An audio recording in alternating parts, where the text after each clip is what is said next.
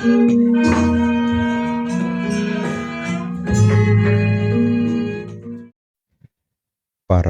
bapak dan ibu, saudara-saudari sekalian, baru saja kita sejenak menggunakan waktu di dalam berlatih meditasi. Selanjutnya kita akan membahas pertanyaan-pertanyaan yang telah masuk di dalam kolom live chat dari kanal YouTube ini.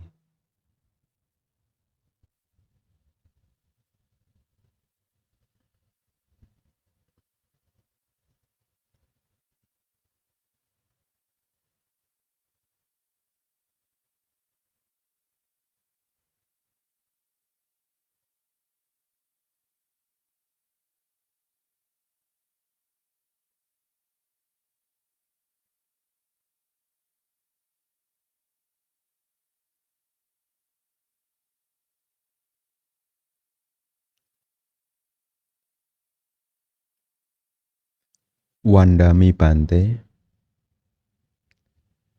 kita yang berlatih meditasi sekarang, apakah kita termasuk Sadanusari atau Dhammanusari?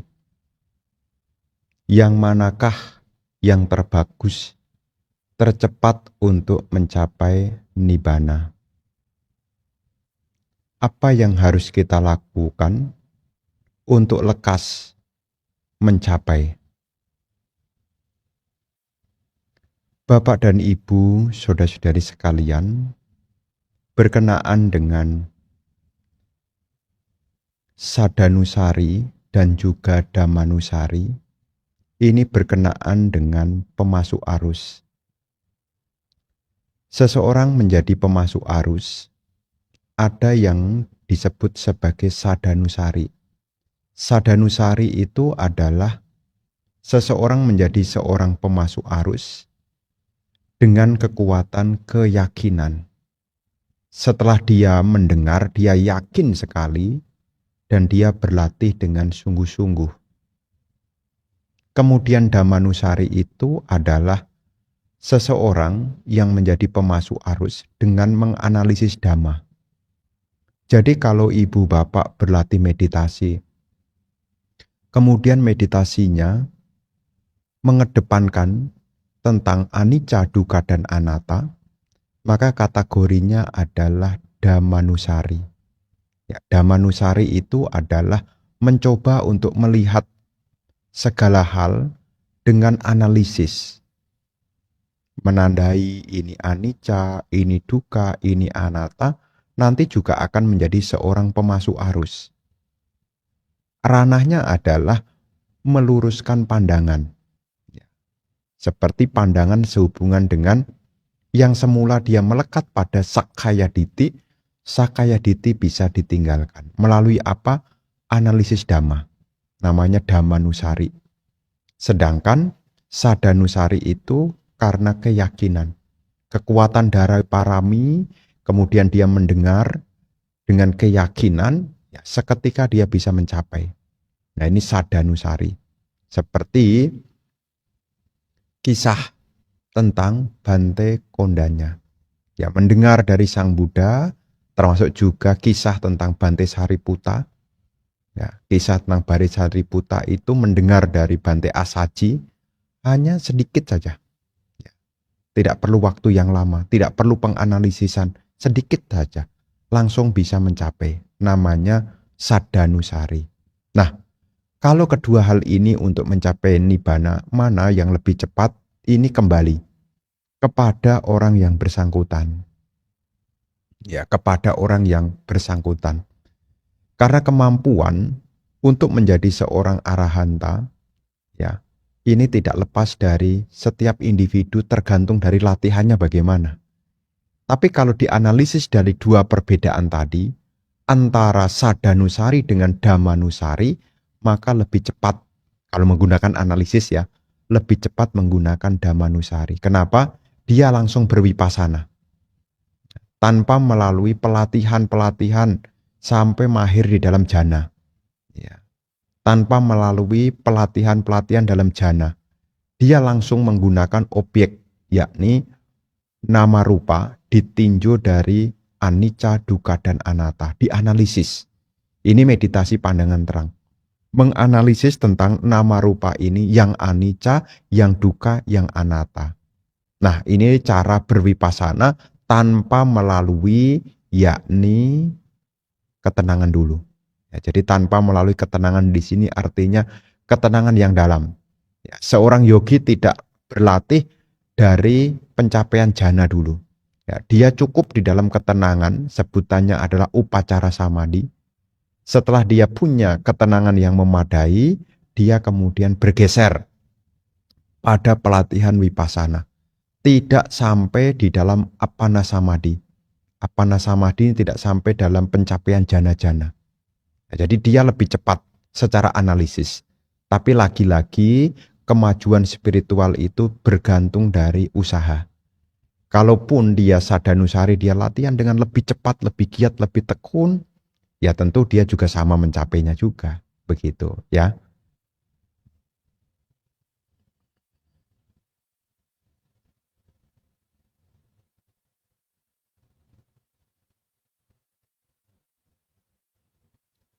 Apakah bedanya hukum karma agama Buddha yang diajarkan Sang Buddha dengan Jainisme India? Yang katanya semua yang terjadi dirasakan itu karena lampau. Mohon penjelasannya Bante. Nah, berkenaan dengan ajaran Jainisme saya kurang begitu tahu ya. Jadi saya tidak bisa membandingkan. Hanya di dalam ajaran Sang Buddha ini, hukum karma itu akan menjadi wipaka, buah, jika ada niat. Jadi ketika seseorang berbicara, bertindak, berpikir yang disertai niat atau cetana, itulah yang dinamakan sebagai karma. Jadi kalau kita umat Buddha, kadangkala kita sebagai umat Buddha sekalipun juga masih menganggap karma itu adalah kalau menerima hal-hal yang buruk itu karma. Tapi sesungguhnya karma itu adalah perbuatan yang dilakukan apakah melalui pikiran, ucapan maupun perbuatan yang disertai dengan niat. Kalau niatnya baik, maka menjadi karma baik.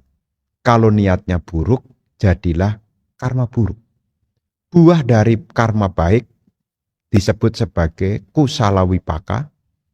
Buah dari karma buruk disebut sebagai akusala wipaka.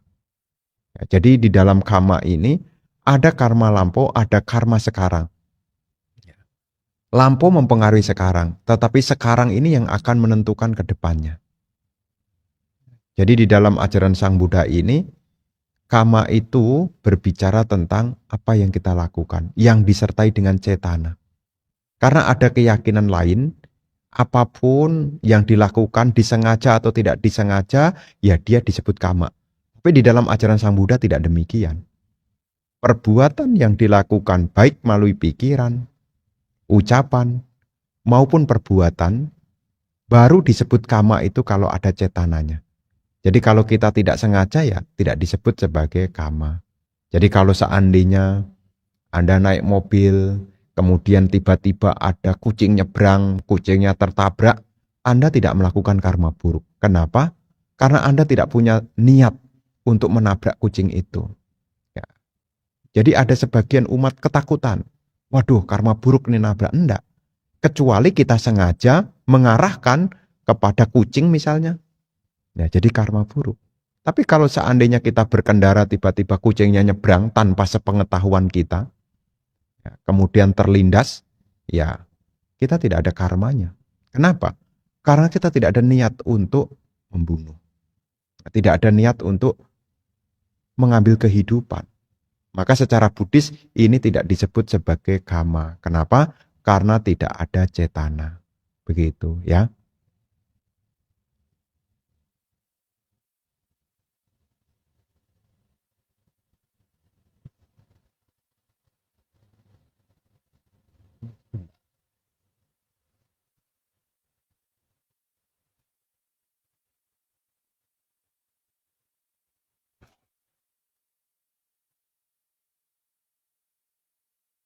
Ya, baterainya belum dicolokkan.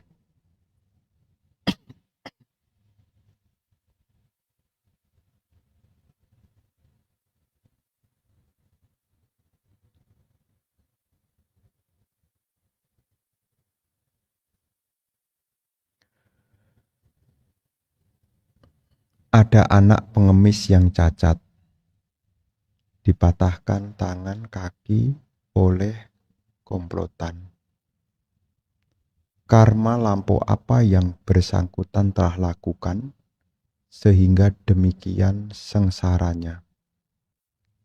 Apakah kita pernah mengalami demikian di dalam perkelanaan samsara? Bapak dan Ibu, saudara-saudari sekalian,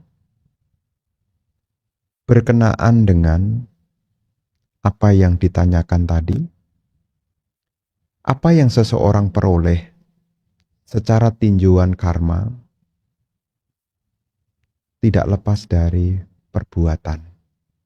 Jadi kalau seandainya seseorang dalam hidup ini menerima hal yang kurang berkenan seperti ditanyakan tadi, itu juga tidak lepas dari karma yang lampau.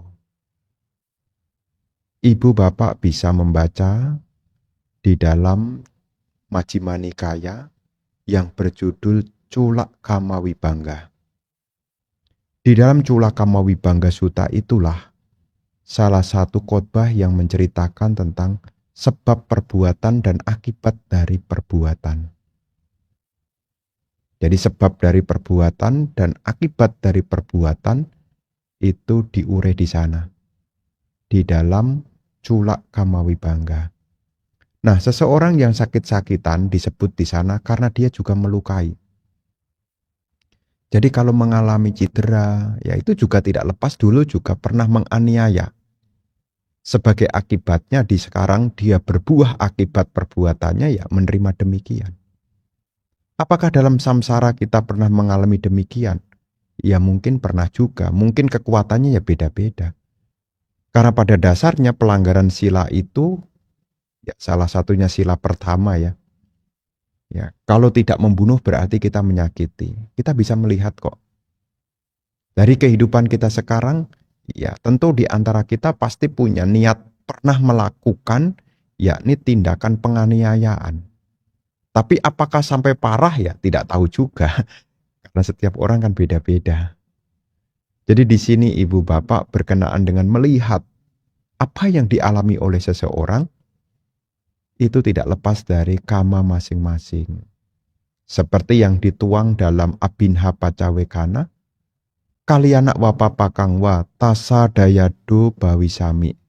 Perbuatan baik atau perbuatan buruk, perbuatan itulah yang akan diwarisi.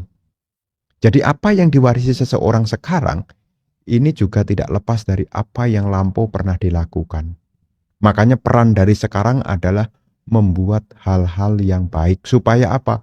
Kalau masih pun lahir kembali, kita akan memperoleh hal-hal yang baik. Begitu ya.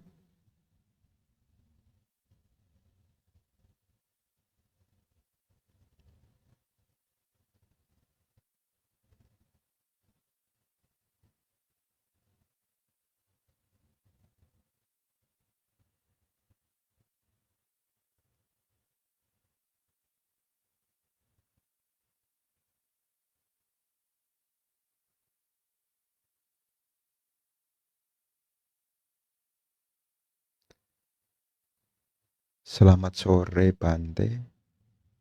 Untuk meditasi, kenapa sulit untuk menyadari udara di ujung hidung?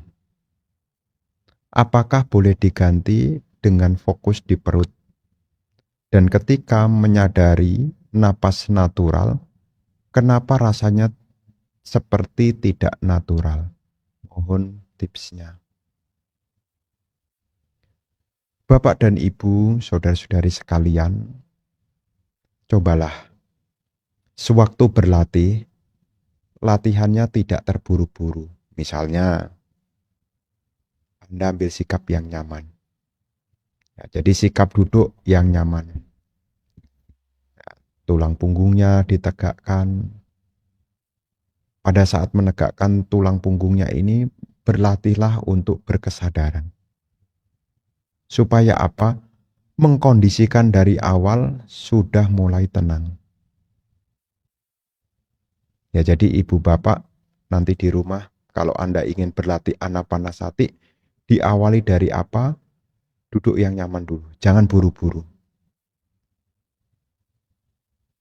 Setelah Anda beberapa saat memperhatikan tubuh Anda, ya sebisa mungkin saat memperhatikan tubuh itu, sebisa mungkin untuk tidak bergerak dulu, diam dulu. Anda rasakan kenyamanan tubuh Anda. Ya, Anda rasakan kenyamanan tubuh Anda. Anda juga bisa mulai dengan memejamkan mata dulu.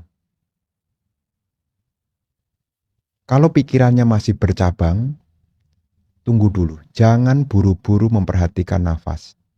Ya, terkhusus kalau pikirannya masih bercabang, ingat ini, ingat itu, masih mikirkan sana, mikirkan sini. Coba duduk dulu. Diam. Ya, Anda latihan diam di dalam ketenangan dulu. Jangan bergerak dulu beberapa saat. Setelah benar-benar mindful, yaitu tubuhnya di sini, pikirannya juga di sini, barulah Anda mencoba meletakkan perhatiannya di sekitar lubang hidung. Jangan dikomentari, dirasakan aja. Yang seringkali menjadi kesalahan adalah kita terburu-buru. Baru duduk langsung memperhatikan napas masuk, napas keluar. Sehingga apa? Antara perhatian pada napas dengan arah pikiran ini jadinya tidak sinkron. Makanya Anda jadi gelisah. Duduk dulu tenang. Ya, Anda latihan duduk dengan tenang. Ya, tenangkan tubuh Anda dulu. Sampai pikiran Anda juga menyadari saat ini saya sedang duduk di sini. Kalau pikirannya masih berkelana, sadari lagi postur tubuh Anda yang ada di sini. Jangan buru-buru. Ya, sebisa mungkin tidak terburu-buru dulu. Setelah Anda pikirannya tenang, tubuhnya juga nyaman, nanti dengan alami Anda bisa merasakan dorongan napas masuk dan juga dorongan napas keluar. Ya, Anda tidak usah mengatur, diam saja. Karena nafas ini juga menunjukkan tentang anatta. Nafas ini di luar kontrol kita sepenuhnya. Ini anatta, bukan milikku. Jadi ketika Anda mengatur nafas, ya Anda akan kesulitan. Maka dari itu, supaya tidak terbebani, sabar saja. Rasakan dorongan nafas masuk, dorongan keluar. Kalau pikirannya bercabang lagi bagaimana, Bante? Diamkan dulu tubuh Anda. Ini kalau Anda ingin berlatih di dalam anapanasati. Ya, jadi hindarkan juga komen-komen dalam pikiran Anda. Diam di dalam ketenangan. Begitu ya.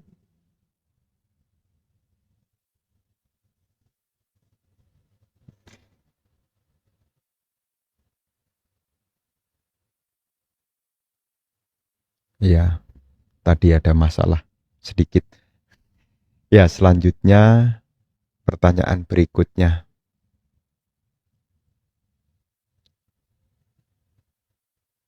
Wandami Bante, izin bertanya. Seseorang yang memakai jubah Arya dengan perumah tangga yang sama-sama melanggar beberapa sila yang sama persis seperti berbohong, asusila, mencuri, dan lain-lain, apakah karma buruk yang diterima sama beratnya dari kedua orang tersebut atau salah dari orang tersebut, salah satu dari orang tersebut akan panen karma buruk yang lebih besar, Bante? Nah, berkenaan dengan kehidupan seorang perumah tangga, jika dibandingkan dengan kehidupan biku, tentu secara sila itu sudah jelas berbeda. Ya, di sini tentu seorang biku, ya ada yang disebut dengan ya peraturan dalam Patimokkha disebut sebagai aturan berat yang tidak boleh dilanggar sama sekali. Dan kalau seorang biku sudah melanggar salah satu dari 4 aturan berat ini, maka dia sudah tidak bisa menjadi biku lagi. Ya, seperti apa? Ya, pertama, melakukan tindakan asusila. Kalau ada biku melakukan tindakan asusila, maka secara kebikuan dia gugur. Kalau perumah tangga melakukan asusila, ya mungkin kalau tidak ketahuan, ya mungkin ya tidak jadi persoalan. Tapi kalau biku ketahuan atau tidak ketahuan, kalau dia sudah melakukan pelanggaran asusila, maka dia sudah gugur kebikuannya. Nah, kemudian mencuri. Ya, mencuri. Ya. Kalau seorang perumah tangga mencuri itu ketahuan, ya mungkin baru kena akibatnya. Tapi kalau seorang biku, meskipun dia tidak ketahuan, tapi dia mencuri, ya disebutkan di sana lebih dari 3 masaka itu 3 gram emas, maka dengan sendirinya dia tidak bisa disebut biku lagi, sudah gugur. Ya. Diketahui atau tidak diketahui, maka dia tidak jadi biku lagi. Kemudian membunuh manusia, termasuk juga menyetujui pembunuhan manusia. Nah ini secara kebikuan berat juga.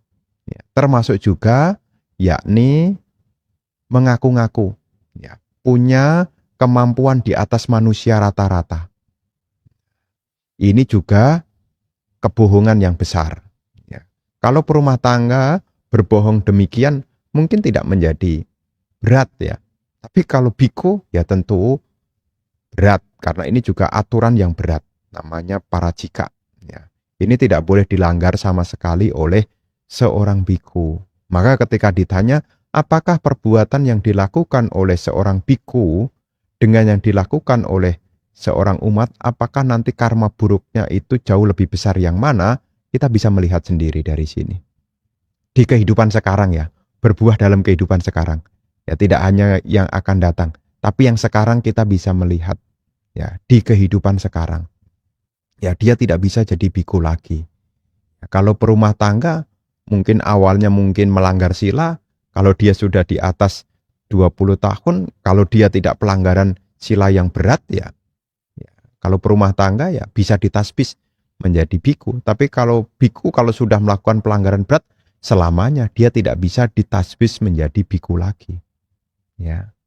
Ini namanya ada aturan yang disebut dengan parajika. Ya. Melakukan tindak asusila, membunuh, mencuri, termasuk mengaku-ngaku mempunyai kemampuan yang disebut uttari manusadama. Menganggap punya kemampuan di atas manusia rata-rata. Nah, padahal dia tidak memilikinya. Nah ini disebut sebagai pelanggaran berat. Ya, bisa dimengerti ya.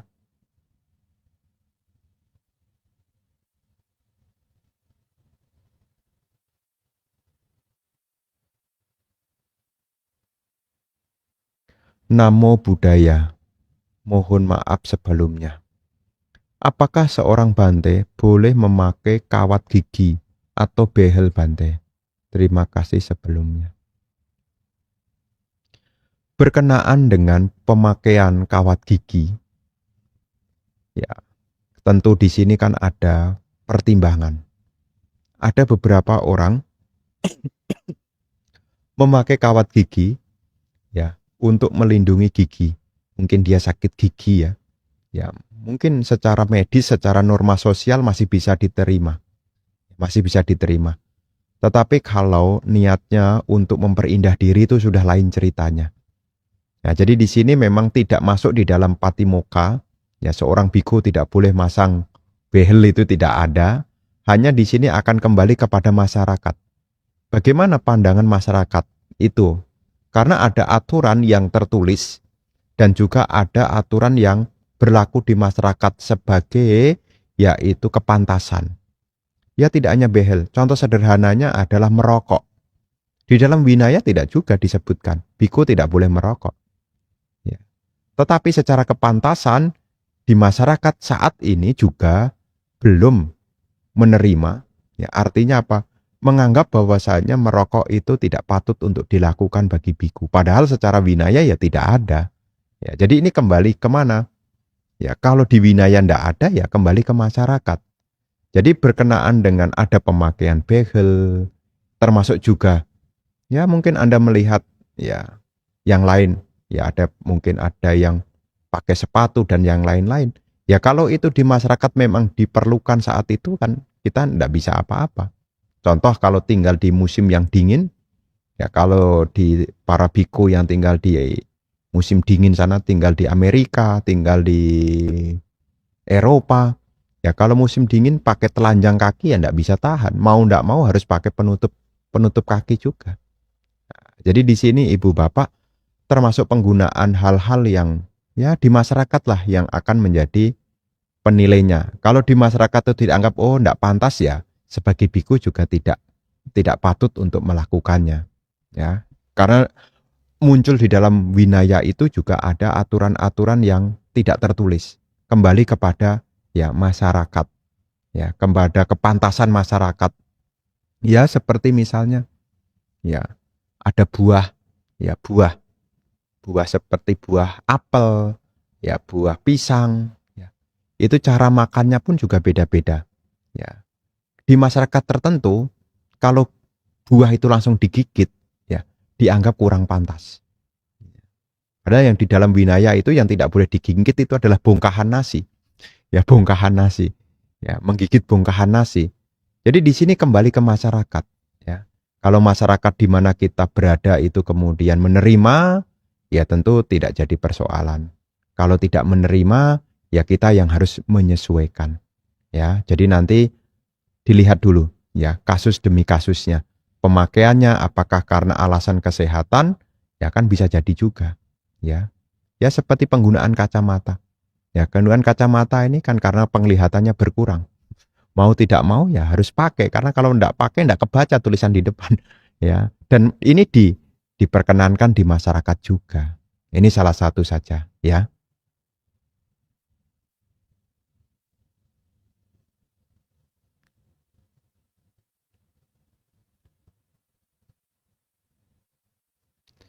Wandami Bante, selamat malam.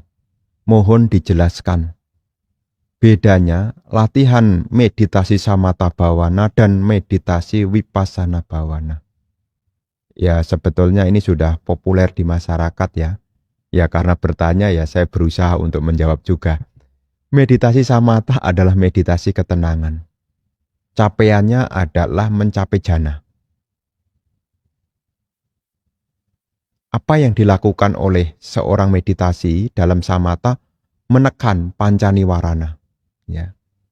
Jadi seorang meditasi memilih satu objek, kemudian objek itu dipakai untuk menekan niwarana. Sampai akhirnya pikirannya terarah pada satu objek hingga akhirnya mencapai jana. Ini namanya samatha. Disebut sebagai meditasi ketenangan. Sedangkan vipassana adalah meditasi pandangan terang. Objeknya adalah nama rupa. Ya, nama rupa itu ya pancakkhanda ini. Jasmani, perasaan, pencerapan, bentuk-bentuk batin, ya, bentuk-bentuk batiniah ya, pembentuk batiniah, kemudian kesadaran winyana. Ya. Ini objek dari vipassana. Ketika seseorang bervipassana, dia melihat rupa yang anicca, ya, wedana anicca, sanya anicca, sangkara anicca, winyana anicca. Ini vipassana. Apa capaiannya dalam vipassana? Karena dia memotong kilesa, pencapaiannya adalah menjadi orang suci. Ya. Baik itu sotapati, sakadagami, anagami, dan arahanta. Ya, nanti jadinya di sana. Ya, capaiannya ya menjadi orang suci. Kalau samatha, capaiannya mencapai jana. Ya. Makanya samatha itu disebut meditasi ketenangan, sedangkan vipassana disebut sebagai pandangan terang untuk melenyapkan awija. Ya, lenyapnya awija. Jadi untuk melenyapkan awija, itulah bervipassana. Jadi ibu bapak dari sini bisa bedakan, kalau samatha itu ketenangan, objeknya itu satu, ya, apakah anapanasati, apakah metta bhavana, itu salah satu dari 40 objek kama tanah. Capaiannya adalah menekan niwarana mencapai jana. Sedangkan vipassana objeknya adalah pancakhanda. Ya. Alat yang dipakai adalah anicca, dukkha, anatta. Capaiannya melenyapkan kilesa, akhirnya menjadi orang suci. Ya. Sotapati, sakadagami, anagami, dan arahata. Nanti bisa mencapai menjadi orang suci. Begitu ya bedanya ya.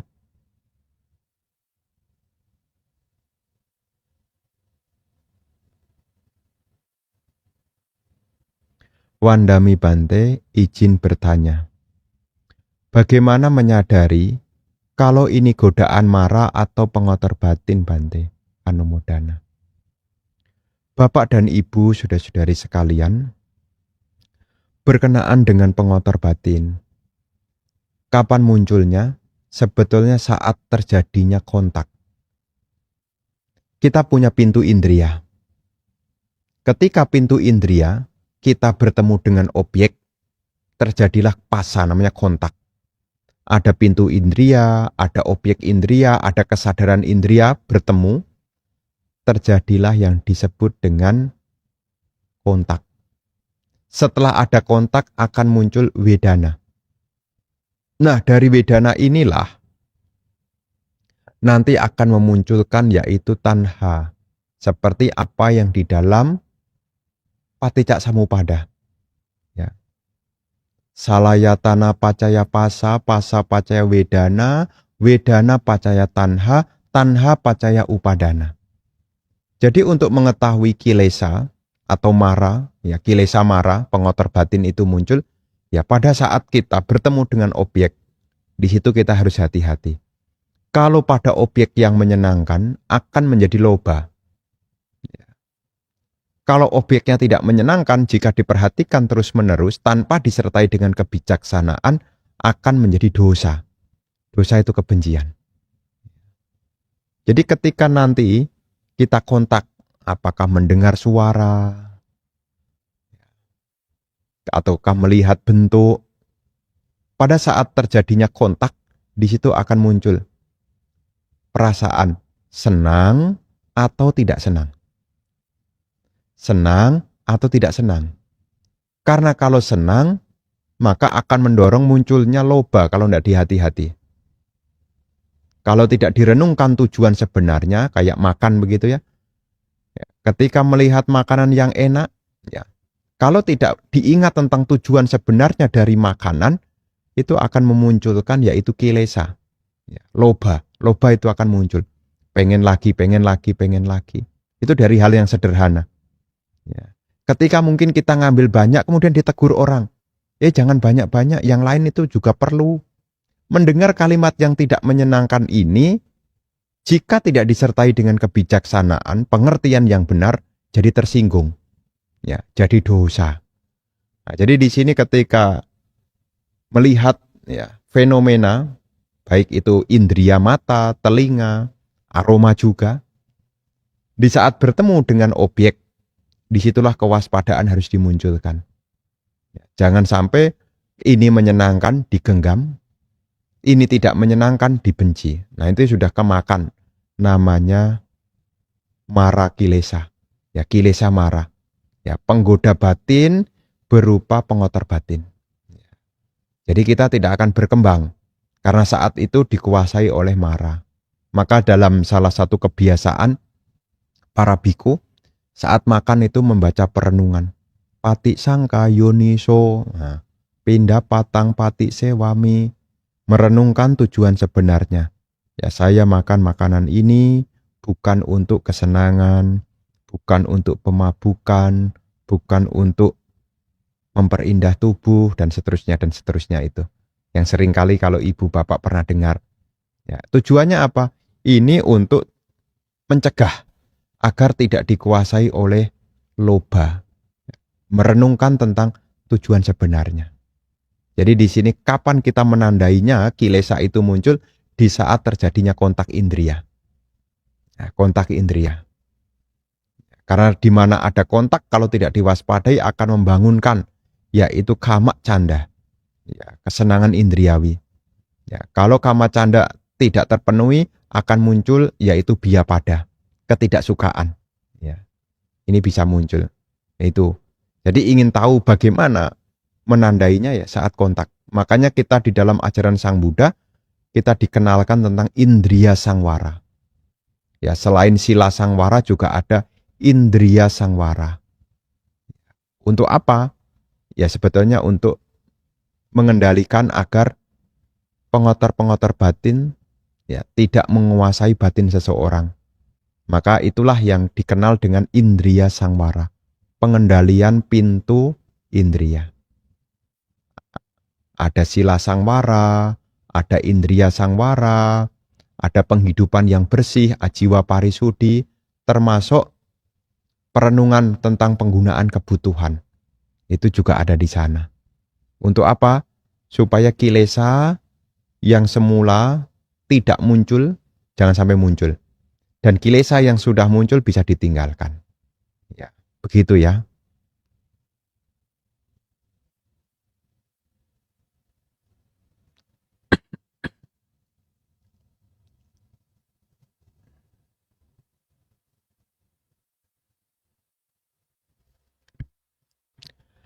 Wandami Bante. Teman saya seorang dokter. Tapi tanda kutip bodohnya minta ampun. Dia suka share klip atau berita hoax. Padahal sudah saya ajari bagaimana menengarai batin berita, mengarai berita atau iklan bohong. Dia juga jadi target penipuan serta dimanfaatkan oleh orang-orang yang tidak bertanggung jawab. Menurut Manggala Sutta, jangan bergaul dengan orang-orang bodoh. Sepertinya hal ini kurang cocok dengan dianya. Saya yang ingin semua orang pintar. Bagaimana saya harus menyikapi hal ini?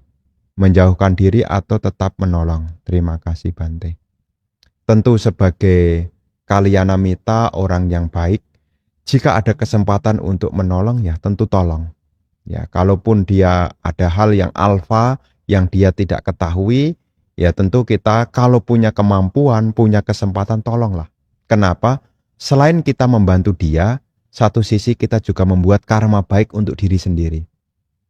Jadi kalau ada orang yang mungkin ya ditipu orang, kita tahu dia sedang posisi ditipu, ya kita sebisa mungkin orang yang punya pengertian, ya sebisa mungkin membantu. Ya, membantu. Selain kita membantu penderitaan dia supaya berkurang, kita juga membuat karma baik untuk diri kita sendiri juga. Nah, kan kita yakin kalau kita membantu orang, maka cepat atau lambat kita pun juga akan dibantu juga. Karena ini sudah hukum karma. Maka salah satu dari perbuatan baik itu, salah satu yang nomor 10 disebut sebagai ditujuk kama. Ditujuk kama itu adalah perbuatan baik berupa meluruskan pandangan. Kan ada 10 macam. Dasak punya kiryawatu. Dasak punya kiryawatu. 10 macam perbuatan baik. Dana, sila, bawana, apacayana, weyawaca, patidana, patomodana, damadesana, damasawanang, dan ditujuk kama, meluruskan pandangan. Jadi kalau kita meluruskan pandangan seseorang, itu juga karma baik. Ya, apakah dijauhi atau ditolong? Ya kalau ditanya begitu, selama kita mampu dan bisa ya Bante berpesan, tolonglah. Ya, sebagai apa? Karma baik untuk kita. Ya selain kita juga meluruskan pandangan bagi dia juga. Begitu ya.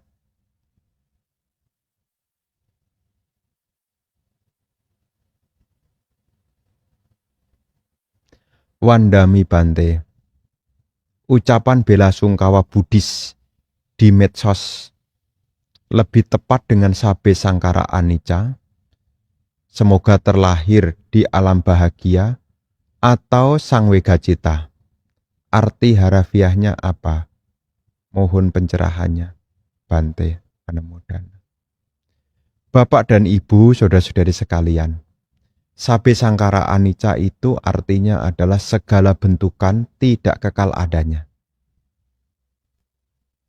Kemudian sang wega cita itu adalah perasaan tergugah.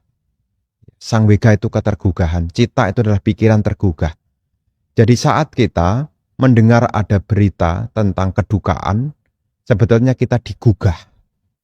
Maka di sini kita juga boleh menggunakan sang wega cita ataupun juga sabe sangkara anicca.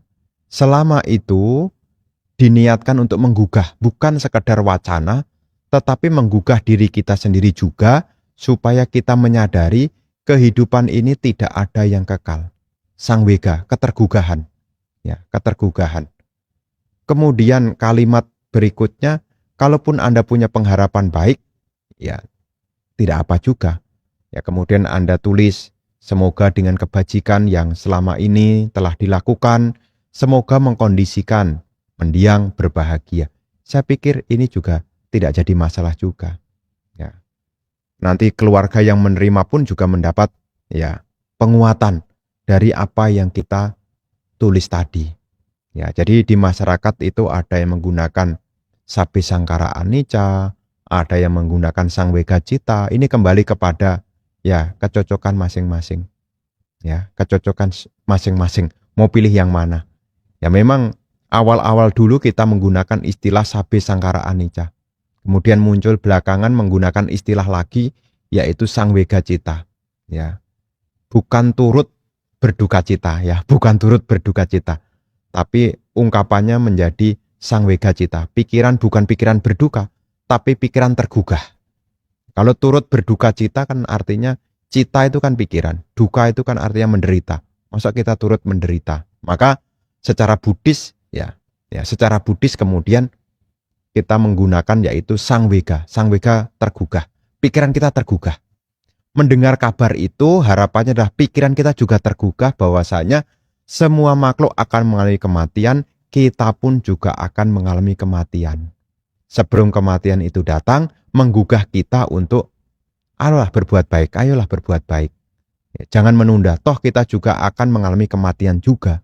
Sebelum kematian itu datang, ya menggugah kita untuk berbuat baik. Jadi untuk pemilihan kata tadi, ya kembali kepada Anda. Mana yang kiranya nyaman maknanya bagi Anda. Tapi kan sudah diluruskan. Sang wega cita itu artinya menggugah, ketergugahan. Ya, cita itu pikiran. Sang wega cita artinya pikiran seseorang menjadi tergugah. Tergugah untuk apa? Ya, melakukan kebaikan. Kalau kita berbuat baik yang memperoleh manfaat siapa? Diri sendiri maupun orang lain juga. Begitu, ya.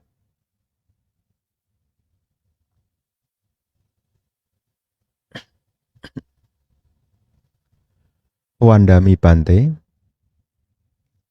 izin bertanya. 1. Apakah sebab terdekat dari papanca? 2. Sebab terdekat meditasi adalah rasa bahagia. Bagaimana caranya agar perasaan ini sering muncul saat meditasi? Terima kasih. Bapak dan Ibu, untuk penanya nih. Yang pertama, papanca. Papanca itu adalah pengembangbiakan. Artinya melebih-lebihkan. Ya, papanca itu melebih-lebihkan. Jadi misalnya apa papanca? Kalau Anda bertemu dengan orang, kemudian Anda menyapa orang itu, tetapi orang itu tidak membalas. Permainan pikiran akan berkembang biak. Apa pengembang biakan? Mulai kita buat persepsi sendiri. Jangan-jangan dia sudah tidak peduli dengan saya. Saya sapa aja dia tidak menjawab loh. Namanya papanca ini, pengembang biakan. Ya. Maunya dijawab, tapi kenyataannya tidak dijawab. Padahal orang yang bersangkutan sebetulnya dia tidak dengar gitu loh. Tapi kita sudah mengembang biakan, ini namanya papanca di sini. Papanca, mengembang biakan. Ya, ketika pintu indria ketemu dengan objek, di situ umumnya akan mengembang biak. Nah, pertanyaannya tadi adalah apa sebab terdekat dari papanca? Tidak lain adalah tanha. Seseorang yang masih diliputi oleh nafsu kesenangan, maka dia masih rindu pada hal-hal yang menyenangkan. Ketika hal-hal yang menyenangkan tidak diperoleh, maka akan muncul pengembang biakan. Ibarat kata itu ada perumpamaan, seperti gong. Gong itu genta. Kalau genta itu masih utuh, dipukul dia akan bunyi. Ungung, ungung, ungung, ungung. Gitu. Tapi kalau gentanya adalah genta pecah, dipukul ya, blek, gitu, selesai. Ya. Orang-orang yang sudah mampu melewati tanha, maka papanca tidak berkembang. Ya. Dan setiap saat kita ini juga bisa melebih-lebihkan kita punya pikiran. Mata ketemu dengan bentuk, ternyata bentuknya indah, muncul perasaan menyenangkan. Pikiran akan berkembang biak, wah bagus juga ya, kalau saya punya ya. Nah, mendengar suara yang bagus, timbul perasaan menyenangkan, wah bagus juga ya kalau saya punya. Ini papanca nih. Ya, papanca muncul. Apa sebab terdekatnya? Adalah tanha. Aroma minyak wangi, ya, Anda berpapasan dengan orang, kemudian orang itu membawa minyak wangi yang bagi Anda itu adalah yang menyenangkan. Kemudian Anda berpikir, wah merek apa nih? Bagus juga ya kalau punya ya. Nah ini namanya papanca, mengembang biakan. Apa sebab terdekatnya? Tidak lain adalah tanha. Kenapa kok jadi tanha?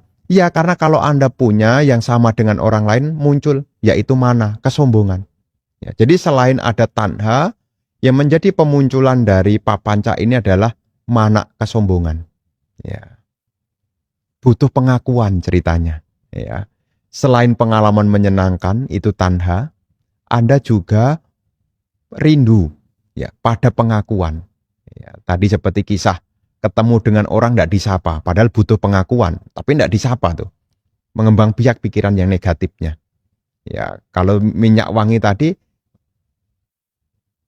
juga sama, ya pengen pengakuan juga. Nah, mana namanya? Kesombongan. Pengen diakui lebih atau sama dengan orang lain. Namanya ini mana? Kesombongan. Kemudian yang ketiga adalah ditik, karena punya pandangan keliru. Ya, punya pandangan keliru. Jadi dalam papanca ini berbicara tiga. Tanha, mana, dan ditik. Dikepalai oleh apa? Nafsu kesenangan. Makanya ketika orang diliputi nafsu kesenangan, di situ butuh pengakuan. Ya, kenapa dia butuh pengakuan? Karena punya pandangan keliru. Ini akan memunculkan papanca, begitu ya. Sebab terdekatnya adalah mana, tanha dulu, tanha, mana, dan ditik.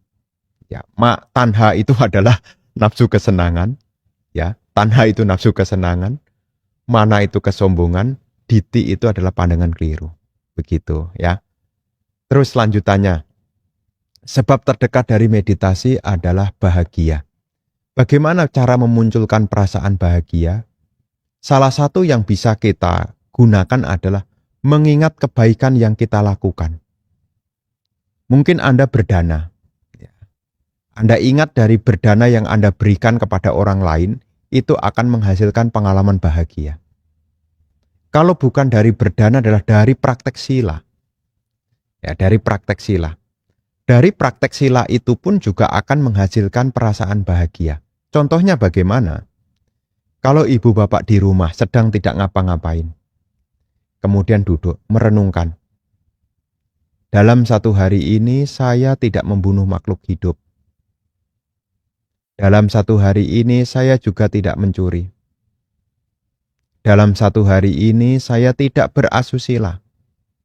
Dalam satu hari ini saya juga tidak berbohong. Dalam satu hari ini saya tidak meminum minuman keras. Ingat 5 sila ini juga akan menghasilkan rasa bahagia. Jadi di sini rasa bahagianya itu bukan rasa bahagia karena menikmati indriawi, bukan. Tetapi rasa bahagia di sini adalah muncul dari melakukan kebaikan. Contohnya dana, contohnya sila, termasuk juga mendengarkan dhamma. Hari ini saya ingat khotbah tentang pentingnya kewaspadaan. Wah, sungguh beruntung kalau dalam hidup ini saya menjadi orang yang waspada. Tidak lengah, semangat, berindria tenang. Beruntung sekali kalau dalam hidup ini saya punya kualitas semacam itu. Mengingat tentang kebaikan itu, ini juga akan menghasilkan pengalaman bahagia juga. Ya, bisa dibayangkan kan ya. Jadi kalau nanti ibu bapak di rumah, ya, kalau ibu bapak di rumah, ya ibu bapak bisa merenungkan dalam satu hari ini kebajikan apa yang telah dilakukan. Ya mungkin berdana sama mertua, ya hari ini tadi mungkin Anda berdana sama mertua, mungkin Anda tadi berdana ke wihara, mungkin Anda tadi berdana sama tetangga, kemudian Anda ingat tentang sila yang Anda jalankan, ya termasuk juga Anda mendengarkan hal-hal yang baik. Kalau ini semua diingat, maka akan memunculkan rasa bahagia. Jadi cara memunculkan rasa bahagia bagaimana? Mengingat kebaikan apa yang telah Anda lakukan. Ya, makanya sebab terdekat dari kebahagiaan salah satunya adalah sila. Ya, sila itu membuat orang tidak menyesal. Kalau orang menjalankan sila, dia tidak menyesal. Kalau tidak ada yang disesali, maka pikirannya gembira. Nah, kalau gembira dia bahagia, kalau bahagia akan mengkondisikan pada ketenangan. Kenapa? Sebabnya dalam ajaran Sang Buddha itu juga diajarkan tentang sila. Ya, supaya apa? Sebelum seseorang mengembangkan batin, dia tidak mengalami penyesalan. Dan orang yang menjalankan sila, pasti dia bahagia. Silena sugating yanti.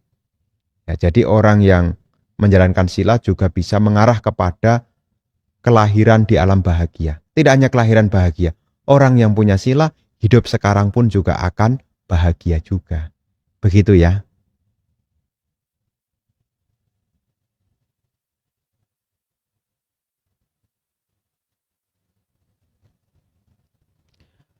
Selamat malam Bante.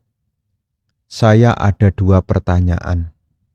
1, mohon jelaskan mengenai parami dan kebajikan. Apakah itu adalah hal yang sama?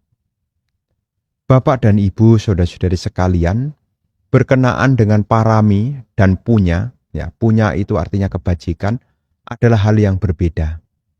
Parami itu mengarah kepada pencapaian nibbana. Ya. Jadi seseorang menyempurnakan parami itu untuk mencapai nibbana. Untuk apa? Memotong supaya tidak lahir lagi. Ya. Sedangkan kebajikan itu kalau tidak disertai dengan parami, maka kebajikan itu akan menjadi memperpanjang samsara. Ya. Kalau Anda berbuat baik maka lahir di alam surga. Ya. Kalau lahir di alam surga punya pengalaman rasa bahagia, Anda kepengen berbuat baik lagi. Jadi samsaranya makin panjang. Ya. Tapi kenapa Bante? Kok mengajarkan tentang kebajikan? Kebajikan itu juga mendukung parami. Karena untuk menyempurnakan parami juga butuh kebajikan. Tapi kebajikan itu jika tidak disertai dengan parami, kebajikan itu akan memperpanjang samsara. Ya, kalau parami itu mengarah kepada supaya tidak lahir kembali. Sedangkan kebajikan itu kalau tidak disertai dengan parami, maka kebajikan itu akan membuat lahir lagi. Ya, lahir lagi. Makanya kusala, ya, itu asih menimbulkan kusala wipaka. Ya, buah dari kebaikan adalah kebahagiaan. Karena kita masih punya kilesa, maka kita kalau sudah menerima hal yang baik karena masih ada kilesa, maka kita pengen lagi. Makanya dari penjelasan kita pernah mendengar tentang istilah samsarawata. Kenapa untuk keluar dari samsara ini sulit? Karena 3. Ya, 3 hal. Ada kama, ada wipaka, dan ada kilesa. Ada perbuatan baik melahirkan kebahagiaan. Kalau bahagia masih ada kilesa, buat karma lagi. Karma lagi, metik lagi. Menerima menyenangkan, ada kilesa, buat karma lagi. Maka samsara tidak terputus. Ya. Beda dengan parami. Ya, parami itu tidak ada keinginan manapun, lahir di alam manapun, tidak menginginkan apapun. Salah satu dari parami adalah nekkhamma parami.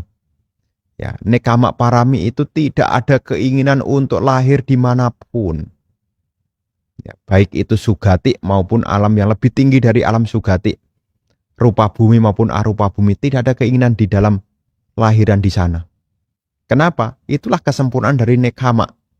Ya, tidak ada minat untuk lahir dimanapun, karena lahir dimanapun sama-sama penderitaan. Ya, makanya dalam 10 parami itu Ada yaitu nekama parami. Ya, nekama parami.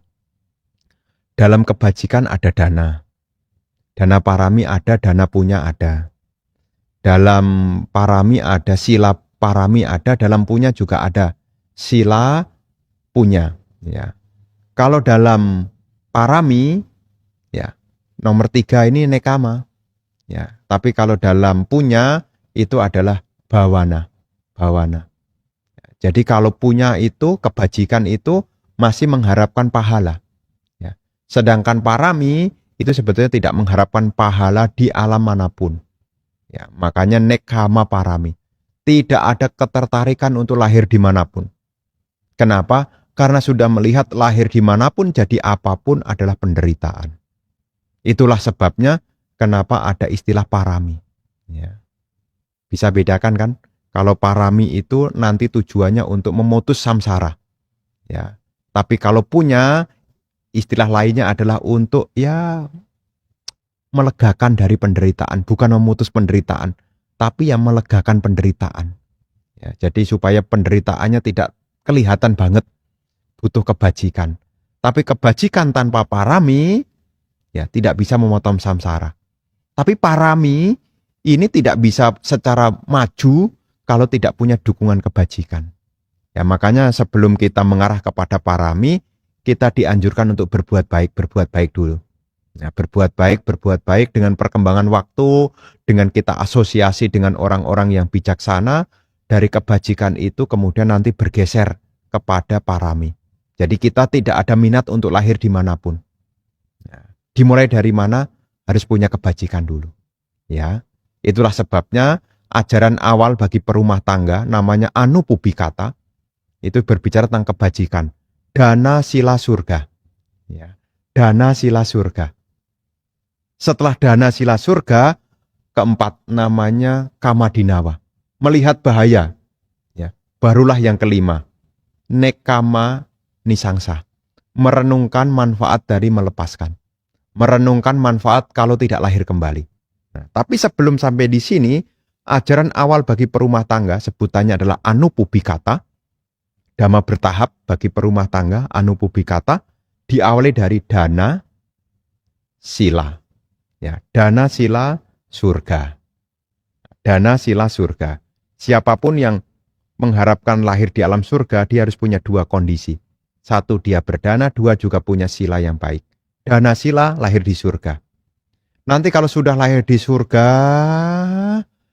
berkali-kali nanti baru melihat tentang kama dinawa. Ada bahaya dari kesenangan indriawi. Barulah muncul yang kelima, manfaat dari melepaskan. Ya. Makanya ini ada punya, ini jadi parami. Ya. Nekamani sangsa. Tidak ada keinginan untuk lahir dimanapun. Ya, ini ada hubungannya di sini soalnya. Ya, jadi di sini jangan sampai kita salah paham. Ya, semua saling berkondisi. Ya, dari kebajikan meningkat menjadi parami.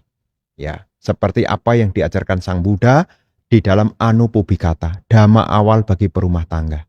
Dana, sila, surga, kamadinawa, nekamani sangsa. Setelah nekamani sangsa nanti lanjutannya adalah 4 kebenaran Arya. Ya, setelah 4 kebenaran Arya menjalankan jalan mulia beliau 8, nanti menjadi seorang suciwan. Sotapana, sakadagami, anagami, dan arahat. Ya, selesai kalau sudah jadi arahat. Tidak ada yang perlu dikerjakan lagi. Ya, begitu ya.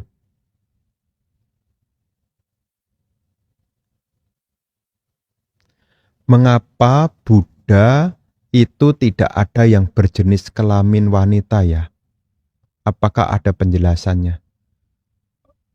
Dalam hal ini Ibu Bapak, seorang Buddha itu ada yang wanita. Apa itu? Yakni Sawaka Buddha. Ya, Sawaka Buddha. Sawaka Buddha adalah seseorang mencapai kebudaan setelah mengikuti petunjuk dari sama Sang Buddha. Seorang arahanta itu pun juga seorang Buddha. Tapi sebutannya adalah Sawaka Buddha. Jadi Ibu Bapak jangan salah paham ya. Jadi setiap orang ini bisa jadi Buddha, hanya tergantung jenisnya yang mana dulu. Kalau untuk jenisnya Sawaka Buddha, laki-laki dan wanita sama bisa mencapai. Bisa, ya. Tapi kalau untuk Paceka Buddha tidak disebutkan apakah wanita atau laki-laki, tidak pernah disebutkan, ya. Tapi untuk Sama Sambuddha ini hanya laki-laki, Sama Sambuddha. Ya. Dalam silsilah di dalam Bodhi Wangsa, Buddha Wangsa maksud saya, dalam Buddha Wangsa, Buddha-Buddha lampau itu memang tidak ada yang wanita, khususnya apa? Sama Sambuddha. Ya. Ya, jadi saya sudah menjelaskan yang lalu, untuk Sama Sambuddha ini hanya laki-laki. Tapi kalau untuk Sawaka Buddha, laki-laki dan perempuan bisa sama-sama. Begitu. Ya.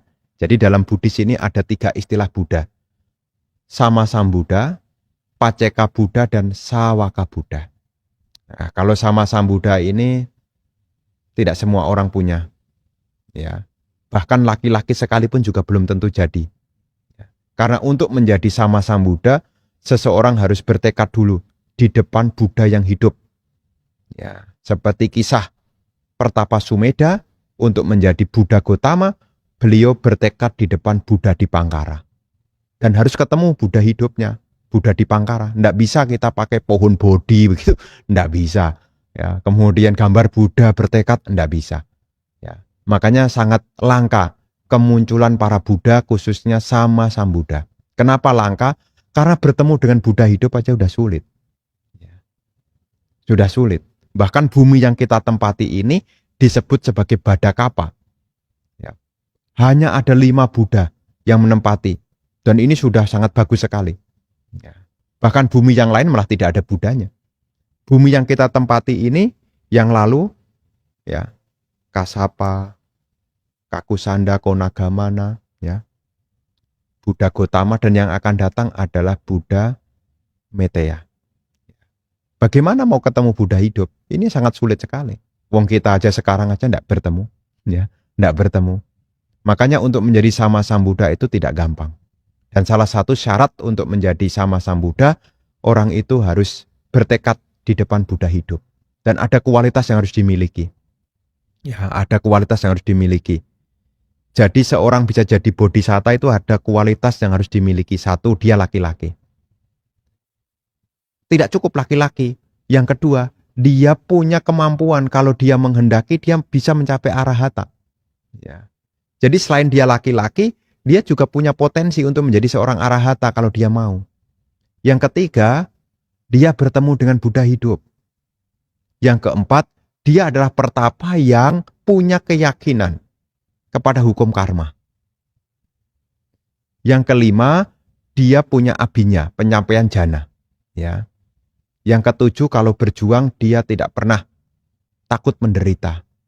Dan kalaupun dia sudah berbuat baik, mengorbankan apapun, tidak pernah menyesal. Ini baru jadi bodhisatta loh. Ya, kita bisa bayangkan. Meskipun kita sekarang laki-laki, belum memenuhi kriteria juga loh untuk jadi seorang Sama Sambuddha loh. Ya. Makanya di sini Ibu Bapak, kalau urusan Sawaka Buddha semua bisa. Tapi untuk menjadi Sama Sambuddha, ini hanyalah orang-orang tertentu yang punya kebajikan yang besar. Seperti halnya Pertapa Sumedha. Ini orang yang punya kebajikan besar. Ya. Padahal kalau beliau mampu saat itu sudah menjadi arahata. Ya. Tapi ketika melihat Buddha Dipangkara, timbul inspirasi untuk menjadi seorang Sama Sambuddha. Ya, begitu ya penjelasannya.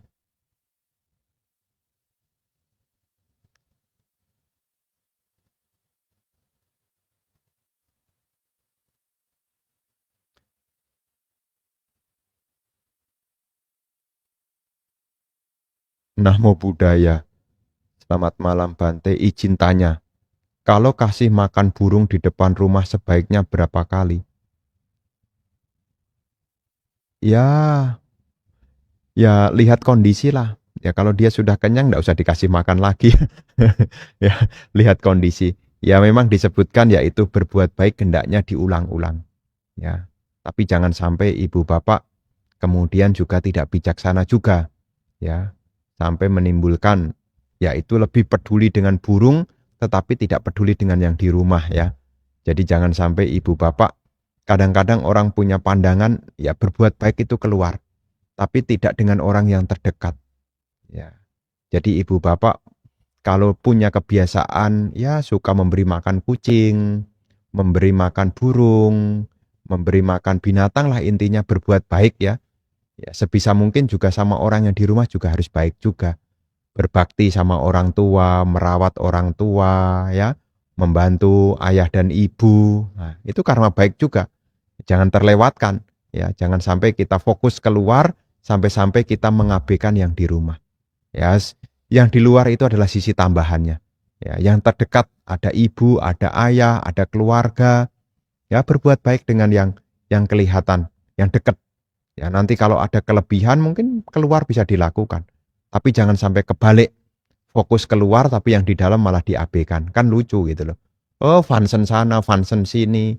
Yang di rumah malah tidak dikasih apa-apa. Ya, yang di rumah kelaparan. Ya, malah memperhatikan yang di luar. Nah, ini titipan. Ya, siapa tahu ada yang punya pandangan begitu. Ya, berbuat baik ya keluarlah.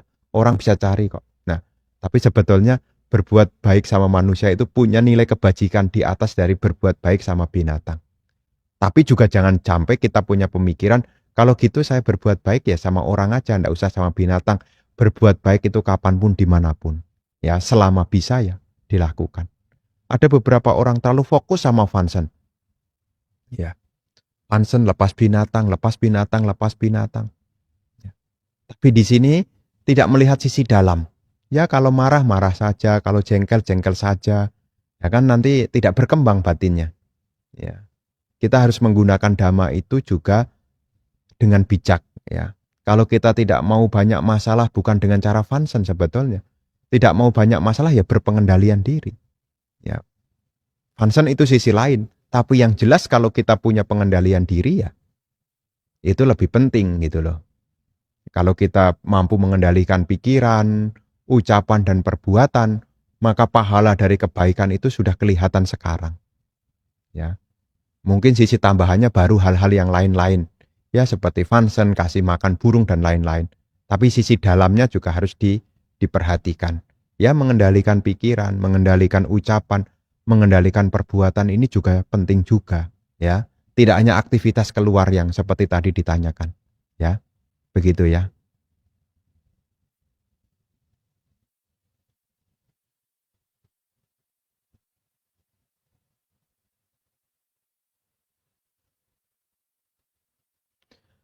Bante, Bante mohon penjelasan tentang ahosikama. Apakah kita bisa berperan aktif agar karma buruk di kehidupan lampau tidak berbuah dengan menghindari perbuatan salah di kehidupan sekarang? Nah, ini adalah salah satu cara yang memang bisa dilakukan. Ya, selain kita menghindari perbuatan buruk, ya kita juga bisa menambah perbuatan baik dalam rangka apa? Untuk tidak mengkondisikan karma-karma lampau yang buruk khususnya agar tidak berbuah. Karena dalam prinsip karma itu kadang-kadang ada karma yang muncul karena kondisi. Ada kondisi. Jadi di sini ketika kita mengharapkan agar ahosi, karma lampau tidak berbuah, maka salah satu hal yang bisa kita lakukan selain menjauhkan diri dari keburukan adalah berbuat baik. Ya, berbuat baik, dan juga menjauhkan diri dari keburukan. Ini adalah upaya untuk tidak memunculkan karma buruk lampau supaya muncul. Begitu, ya.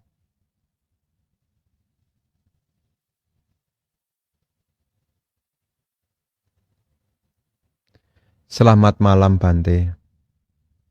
Namo Buddhaya. Bante izin tanya. Apakah orang yang difitnah terus, orangnya diumpat oleh orang sekitar, seperti saudara teman, tapi di belakangnya apakah orang ini akan menjalani kehidupan yang susah, seperti jadi orang kurang beruntung dan gampang sakit? Anumodana.